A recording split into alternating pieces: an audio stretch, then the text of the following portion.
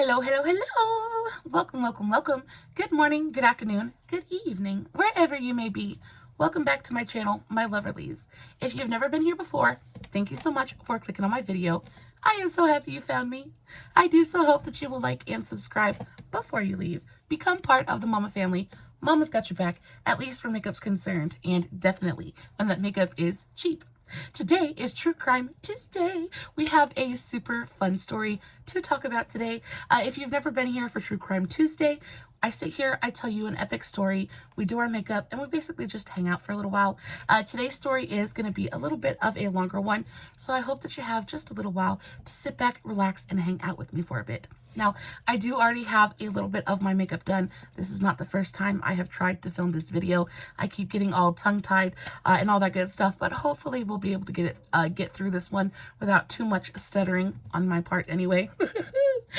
If you guys are wondering what is on my eyes, I did film a TikTok on today's eye look. I think it is super, super pretty. I used the Ace Beauté Vintage Dawn palette. I picked this up from BoxyCharm. I think I paid only like $7 for it. It is a really gorgeous, gorgeous palette. It does invoke thoughts of fall, but I love the contrast of the super warm tones with this kind of icy blue thing going on here. I just think it ended up so, so pretty. So if you are interested in the TikTok, I will of course have the link for that in the description box below, along with all of the makeup that I'm going to be using in today's video. If you guys have any questions about what I used or how I used it, all you have to do is send me a comment and I will get back to you. So diving right into today's story, we're talking about Philip Barton Key. And if that name sounds familiar, it is because he is the son of Francis Scott Key, the person who wrote the Star-Spangled Banner. And I just thought that was so, so very much fun. Turns out he was not a very good guy. We're going to get into it. So our story kind of begins in the spring of 1858. If you see me looking over in this direction, it is because I am looking at my notes, trying to make sure that I don't fib to you. I have brain farts all the time, and I'll just sit here staring off into space. The notes are very, very necessary. But just to show you, here are my notes, and there's a ton of them because today's story is rather involved, and it's a little bit of a longer one. So like I said, it starts in the spring of 1858, and it really starts with Teresa. Now, Teresa was the wife of, she was the very young, pretty wife of the first term New York Congressman Daniel Sickles. And she began an affair with the district attorney for Washington, Philip Barton Key. And again, he was the dashing son of Francis Scott Key. So very, very important person. And we're talking about the young days of American political, I don't even know what to say, but the young American political party, right? They're just kind of trying to figure out, they're very, very ambitious. They're very young, and maybe not as cautious as they should have been, for sure. Now, the lovers would rendezvous at an unoccupied house on 15th Street, and this was not far from the Sickles home on, excuse me, Lafayette Square. And the reason for this being is because it was easy. It was easy for her because, of course, there weren't cars, things like that. It was easy for Teresa to kind of sneak out of the house, go to the rendezvous point, and be back in time for her to not really be missed, right? So they have been doing this for quite a while at this point. Now, affairs were not uncommon for this part of, you know, for the circles that they ran in, right? But usually it was more so the men having affairs and the wives staying home and pretending that they didn't know. It was very, what is the word that I'm looking for? It wasn't often that a woman kind of ran around on her husband. Women were supposed to kind of stay at home and be very prim, very proper, just kind of patient, long-suffering, quiet wives, right? We all know the type. So for a woman to kind of go out and pursue her own pleasure was not really heard of. And that's why this case was such a big deal when it came out. You know, a man could basically go out and do whatever it was that he wanted to do, but a woman, it was pretty much unheard of. So By all appearances, the Sickles seemed like many ambitious couples who arrived in Washington. Now, they were very, very popular. They were Daniel Sickles, the congressman. He was very well liked, very charismatic, very ambitious, very driven, and he was good at what he did. So, and his wife was kind of like the cherry on top, and was actually instrumental in helping him climb climb the ladder, so to speak. And they grew very, very popular among the Washington social circle. They were very frequent entertainers. They would host dinner parties and gathering at their gorgeous two-story home, and they very quickly became some of the most popular hosts in all of Washington. By 1958, they were among the most popular party hosts in DC, and no one kind of like held a candle to them, basically. There was even an article written about them in the Press, which was a Philadelphia newspaper, and it said, "Mr. and Mrs. Sickle are universal favorites. Nowhere is there a more refined or generous welcome," said, "and nowhere are Pennsylvanians so glad to rally. Among the outsiders, the non-officials, there is an overabundance of social feeling. Yet here you will find the heart of Washington society, a spontaneous sincerity, a contempt for just mere wealth, and an admiration of intellect you will meet nowhere else." And that was written by Henry Watterson on January 19th, 1859. So basically, even the way that this man has described them as a couple, you can tell that there's a genuine feeling there, right? There is a genuine appreciation for them both as people and as hosts. And they really were just very generally well liked by the whole of the Washington society scene, right? And here kind of enters Philip. Now, Daniel, the congressman, had met Philip about 2 years prior to this at a card game. And Daniel and Philip, the congressman Daniel and Philip Barton Key, were incredibly similar. They were very, very much alike. And even people that kind of met them kind of compared them to each other. They were basically different sides of the same coin. Now, it said that both men were said to have similar qualities of character. They were both sociable, egocentric, they were both debonair, and both known to be womanizers. Now, when it comes to Daniel, he was not an angel, but like I said, it was very common for men to kind of have mistresses and run around on their wives, but women were just expected to pretend like they didn't notice it or didn't see it. Women were expected to be very temperate, very, quiet, giving, loving creatures, right? They weren't expected to ever kind of pursue any kind of pleasure of their own, and certainly not outside of the marriage bed, right? So here comes Teresa, and Daniel introduces Philip to Teresa, and like I said, they're very, very, very they're almost the same person, right? And Daniel is very career minded. He's very driven, and he devotes a lot of himself to his career. He works continuously. And here comes Philip, right? And Philip is a widower. He doesn't have a family at home. He's got basically all the time in the world to basically do whatever it is that he wants to. And as soon as he meets Teresa, he knows that he's gonna get in there. He wants something to do with Teresa. And Teresa is this very young, very naive, very lonely housewife, right? She loves her husband and her husband loves her, but she is so lonely. And I'm sure all of us have experienced that loneliness before. And when it comes to loneliness, sometimes it can feel very overwhelming. And the first thing that kind of comes and shines a light on your darkness, you kind of look at him as a savior, right? And very quickly after Philip was introduced to Teresa, they became friends as well.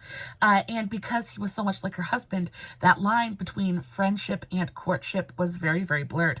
Now, Philip starts to escort Teresa to dances, escorts her to the theater. They start to spend an awful lot of time together.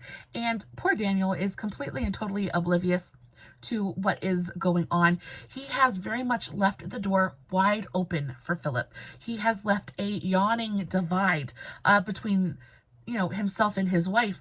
And Philip has just kind of swept in and become the hero, right? Teresa is no longer super lonely. She's no longer pining for her husband's affection.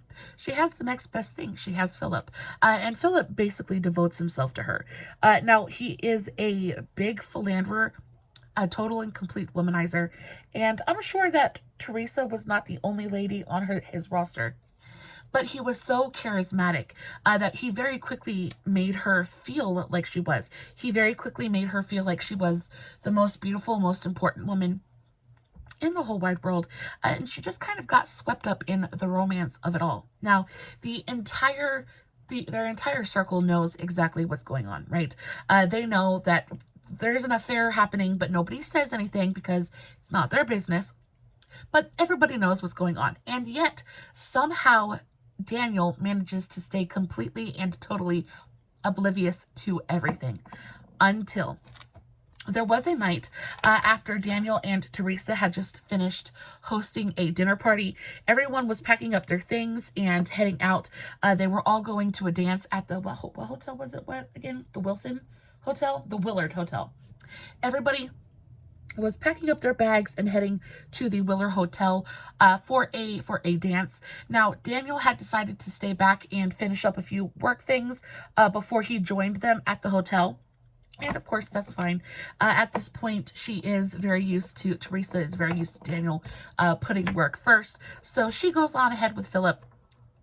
Daniel stays at home finishing up his things. Now, as he's finishing up his work and getting ready to leave to meet Teresa and Philip over at the Willard, he gets a knock at his door, and when he opens the door, there is a mysterious messenger kind of standing in his doorway and extends to him a sealed envelope.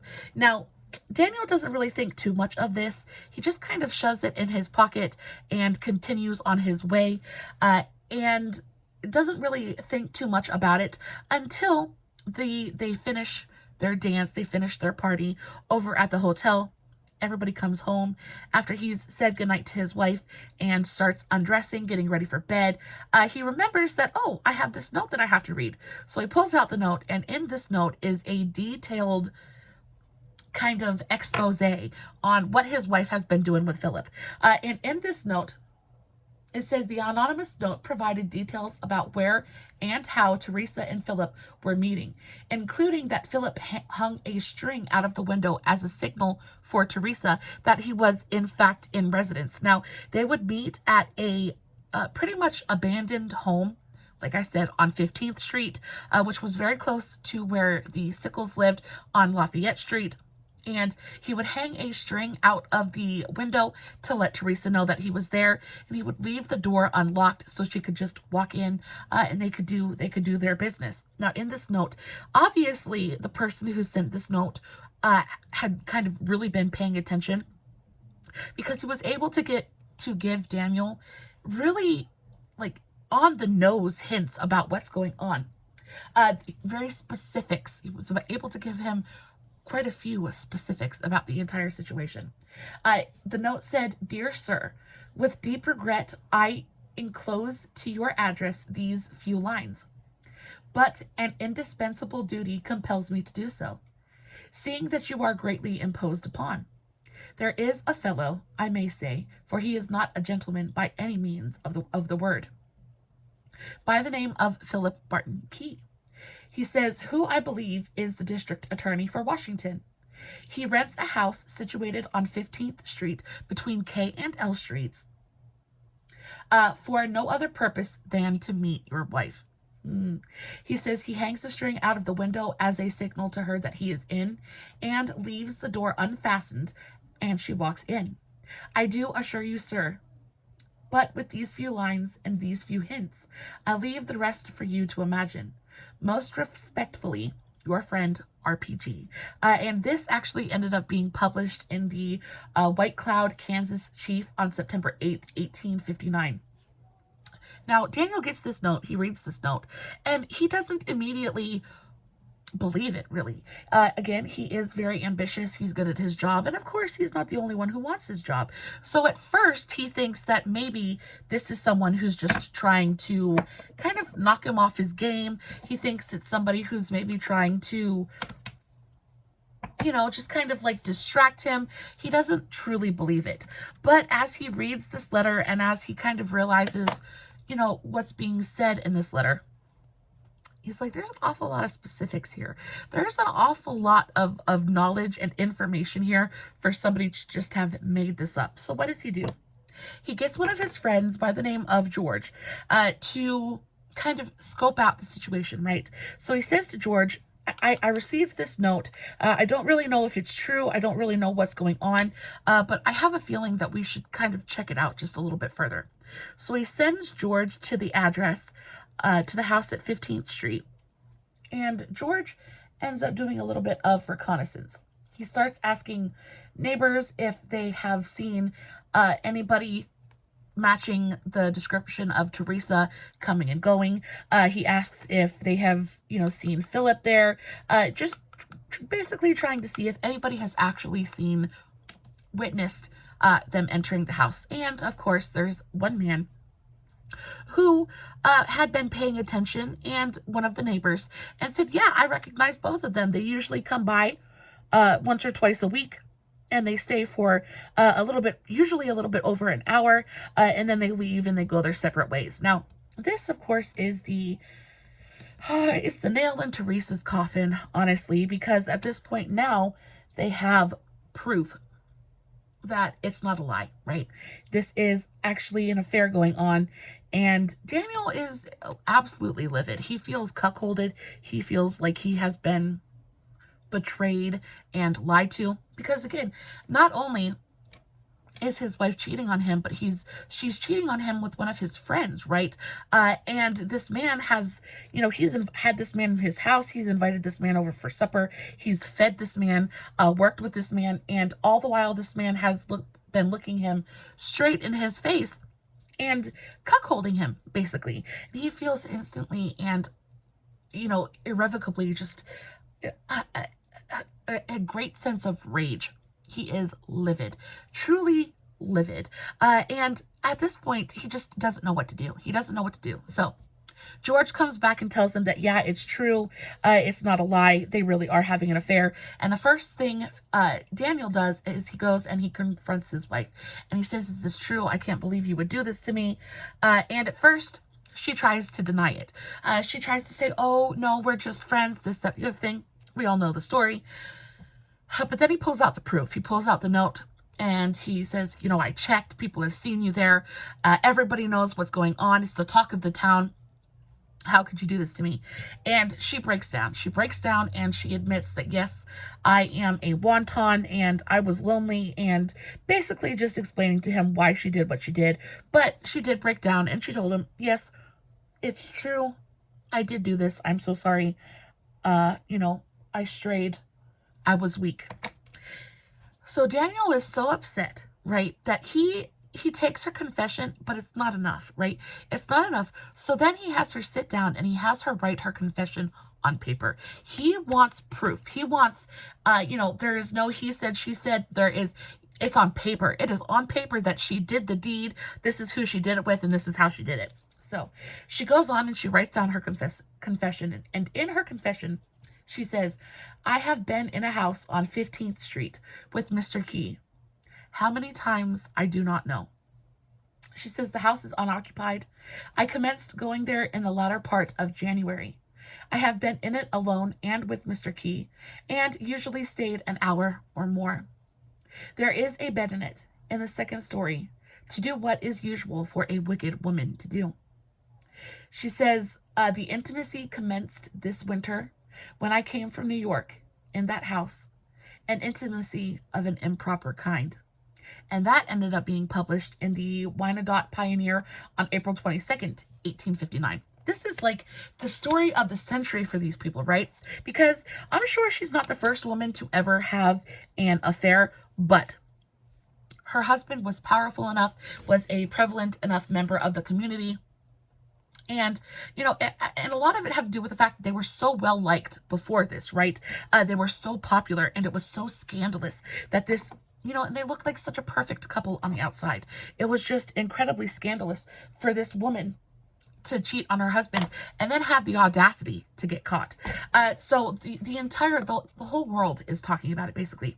At least it seems that way to Daniel. He feels so betrayed. He feels like he's been made a fool of. He feels like he has been, like, the ground has fallen out from beneath him, and he doesn't really know what to do with himself now. So now he's just like, what do I do? What do I do? So after hearing her confession, Congressman Sickles decided that the affair was the result of Philip taking advantage of his young wife. And again, I truly believe that to be the case. Now, of course, she entered into the affair of her own volition. She knew exactly what she was doing. She knew it was wrong, which is why she tried to lie about it. But I do also believe that loneliness has a very real effect on a person, not only mentally, but physically and emotionally. Like, it is a big deal. Loneliness is a silent killer. And I think Daniel kind of recognized that he had left the door open, and Philip just kind of walked through it. So it was just as much Daniel's fault as it was Philip's, because he left his wife alone and vulnerable, and Philip just kind of came in and filled the empty space.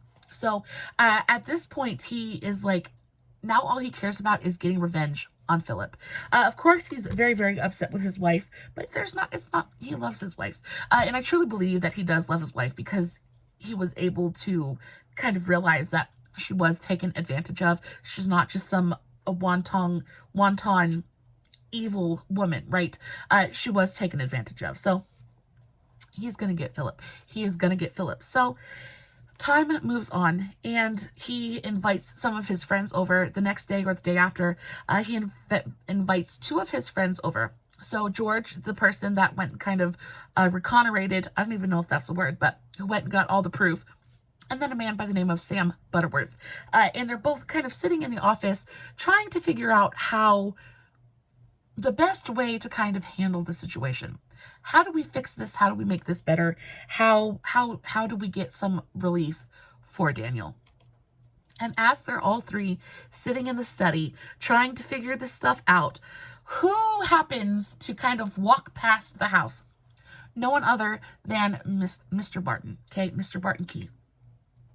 And he's walking past the house, and at first, my ears are popping. And at first, you might just think, oh, he's just on a stroll. But this man gets to the end of the sidewalk, turns around, pulls out a white lace handkerchief, and starts waving it in the air, acting like he's trying to signal someone. And that's exactly what he's doing. He's trying to get Teresa's attention. He's like, hey, I want to hook up. Come out and play. And Daniel sees this, and he loses his ever-loving mind.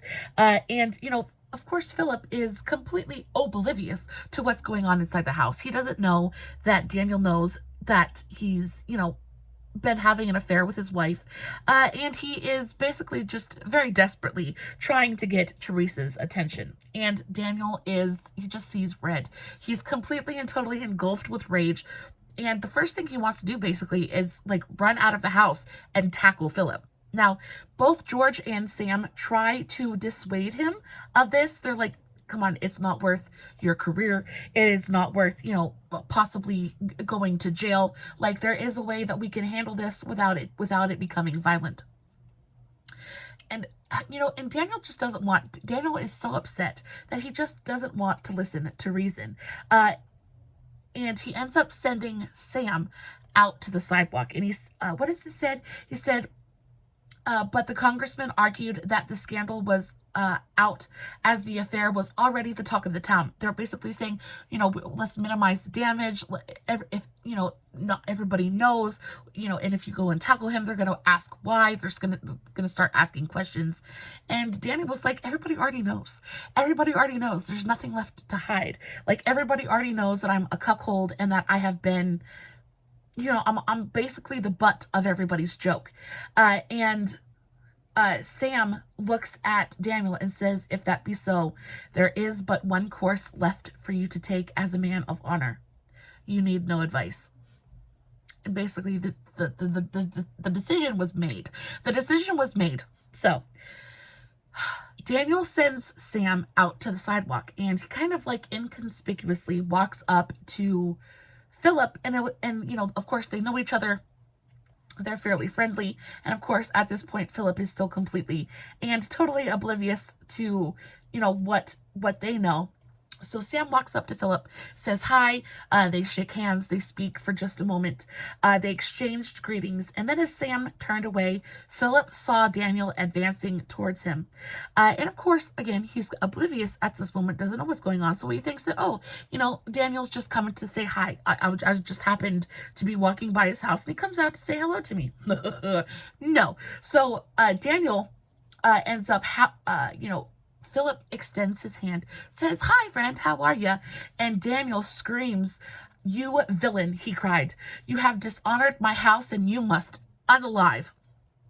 Daniel pulled out a choo-choo from his pocket and fired. Now, because guns were not very, weapons were not very accurate in those days, the shot, and Philip is not not Philip, but Daniel is not in the best mind frame. He's like, I'm sure, shaky and angry, right?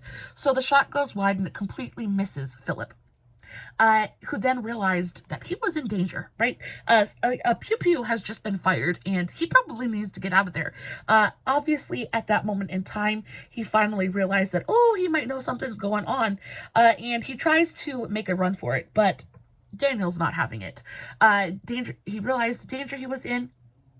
He grabbed Daniel by the coat in an attempt to stop him from firing again, but Daniel broke free and fired a second time.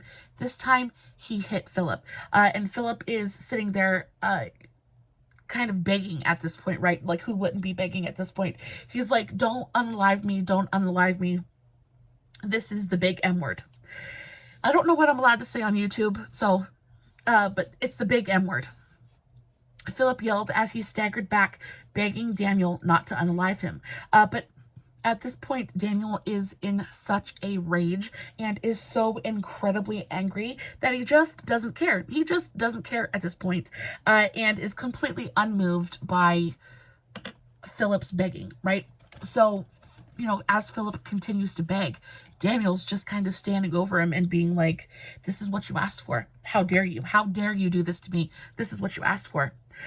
Philip yelled as he staggered back, begging Daniel not to unalive him, but Daniel was unmoved and lunged at his wife's lover, and then pew-pewed him 2 more times at close range. Now, Philip, he passed right there on the sidewalk, and that was the last thing Philip ever said was, "Please don't, please don't." Now, I'm not saying that this man deserved that, because obviously he did not, right? It was definitely Daniel shouldn't have done that. It was very, very wrong. But I understand the anger there, right? I understand. And it wasn't even about his wife at this point. It was just about the fact that he was the butt of the joke, right? It was more about pride and honor than it was about any real feeling. And I just think it's so sad. So, of course, after surrendering to authorities, Daniel hired a crack legal team to defend him that included James T. Brady, a prominent defense criminal attorney from New York, and who was also a very good friend of Daniel's. And at first, the case seemed fairly straightforward. Like, there were witnesses. It happened in broad daylight in the middle of the sidewalk. Everybody pretty much knew exactly what was going on. And not only that, but he admitted to the shooting and expressed no remorse for unaliving Philip, who had cuckolded him. Now, Daniel told reporters, he had dishonored me and we two could no longer live on the same planet. That's a direct quote from when he was arrested. And again, at this point, it had nothing to do, and I think this is what irritates me the most about the whole thing, is it had nothing to do with his wife. He didn't care. He didn't care that his wife had been lonely, or that, all he cared about was that his honor had been besmirched. Anyway, the trial began on April 4th, 1859, and the defense presented their client as a man wronged, right? And of course, that's what they're going to do. And at this point, his position in the Capitol and his position and line of work, things like that, his character and the way that people felt about him definitely was a big help to him during the trial, because people were predisposed to feel bad for him anyway, on top of the fact that everyone knowing that his wife had been having an affair with Philip for quite a while prior to the incident. Everyone pretty much felt sorry for him anyway, so he already had the sympathy that he needed. But the insanity defense had long been used as a legal argument, but the thing that was special about this case was that the notion of someone being only temporarily insane had never been used before. Now, this was the first case in U.S. history where someone had used temporary insanity as a defense. And what they said was basically he was only temporarily insane because he had been overcome, with a jealous rage, and that he was, so upset about finding out about the affair and things like that, that he for a very short amount of time lost his mind and acted on anger that he otherwise would not have. We all know about the temporary insanity thing. It's become a very kind of common thing now, but this was the very first case to ever have the temporary insanity plea used before, and I thought that was something kind of special. Anyway, newspapers published extensive coverage of the trial. It was, again, the talk of the town. It was the talk of the entire nation. Everybody, especially in those times, there's no TV, there's no anything like that. And this was really, again, something that had never really happened before. On top of that, the way that he did it, just like in broad daylight on the sidewalk, was so, it's kind of mind-blowing, right? So that's all anybody can talk about.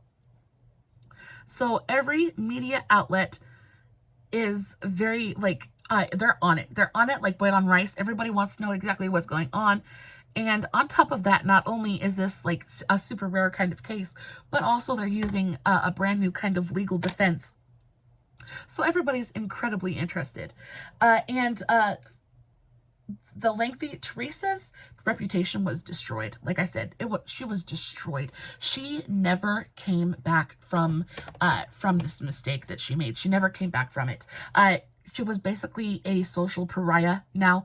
She was, a wicked woman. She was irredeemable. She had caused her husband to do this evil thing. It was all her fault, right? And nobody wanted anything to do with her. Her lengthy affair with Philip was documented in detail throughout the trial and in the press. Although the court ruled that Teresa's written confession would not be admitted into evidence, some papers printed her confession anyway, which is why I was able to read it off for you guys, which it created an entirely separate debate among the press about the morality and ethics of newspapers publishing such salacious material. And of course, that's not really what today's, whole story is about. But I thought it was a little bit interesting because it had been the first time that something so intimate had been published in the newspaper. And it just goes to show you how nosy people really are. People will do just about anything to get the hot gossip, right? The defense focused on putting the victim on trial. They argued that Philip was a known womanizer who had seduced Daniel's young wife while painting Daniel as a sympathetic and wholesome husband/father who only desired justice for his wife and for his family. The defense drove home the idea that blind rage and jealousy had driven Daniel. Again, the temporary insanity thing. He was so mad that he literally was so mad he just lost his mind for a moment and wasn't in control of his own actions. The strategy proved incredibly effective. On April 26th, the judge instructed the jury to consider Daniel's state of mind at the time of the happening. And after deliberating just a little bit over 1 hour, super quick, they returned a verdict of not guilty. And that's kind of like basically the end of the story. Now, after the trial, reports surfaced that Daniel and Teresa had reconciled. And this is what, again, makes me feel like Daniel really did love Teresa, and was able to kind of realize that, you know, it was just as much his fault as it was Teresa's. Like, he left her vulnerable. If he had been paying more attention, and if he had made her just a little bit more of a priority, none of this would have happened. But like I said, her reputation never rebounded. And it got so bad that nobody would come to their home anymore. Nobody wanted to come to the dinner parties, things like that. People wouldn't even speak to Teresa in passing. Like, if they were walking down the street, people would, if it rained, they drowned, kind of thing. And she was very slowly losing her mind. She was completely and totally miserable. She had already admitted to her mistake, her wrongdoing, and it was fine for Daniel to pew somebody, but it wasn't okay for her to have an affair. Like, it was okay for people to forgive him for the big M, but it wasn't okay for them to forgive her for making a mistake. It just is so incredibly hypocritical to me.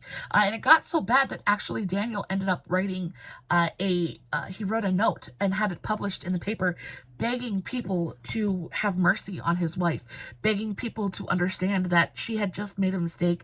And if they really looked at themselves internally, they would understand that people make mistakes. It's the human condition to make a mistake. He actually said, have pity on her. Be kind and gentle to her. Appreciate her situation. Care for her. Reassure her. Let her know that you are not her enemy. On the contrary, a most devoted friend, entirely at her service. Be discreet, full of fact, understanding, and respecting her situation, and encourage her to do the utmost. Now, and encouraging her to the utmost. And basically, again, he was just kind of begging people to be her friend again, right? To stop ostracizing her and to stop punishing her for something that was done and over with. They never really came around. Teresa actually ended up dying. She actually ended up passing while she was still really, really young. She never fully recovered from the scandal. She died of tuberculosis in 1867 at the age of only 31. And Daniel, he went on to become a brigadier general during the American Civil War, and he partially kind of redeemed himself for the little pew-pew incident during the war when he lost one of his legs, in his reputation in 1863 when he lost a leg at the Battle of Gettysburg. He was also instrumental in the establishment of the Gettysburg battlefield as a national park. And then he passed on in 1914 and is buried in Arlington National Cemetery. And that is the end of today's story. I'd really like to know what you guys feel, how you guys feel about that. I just feel like they were very, very unfair to Teresa. Daniel went out and he did something quite terrible and awful.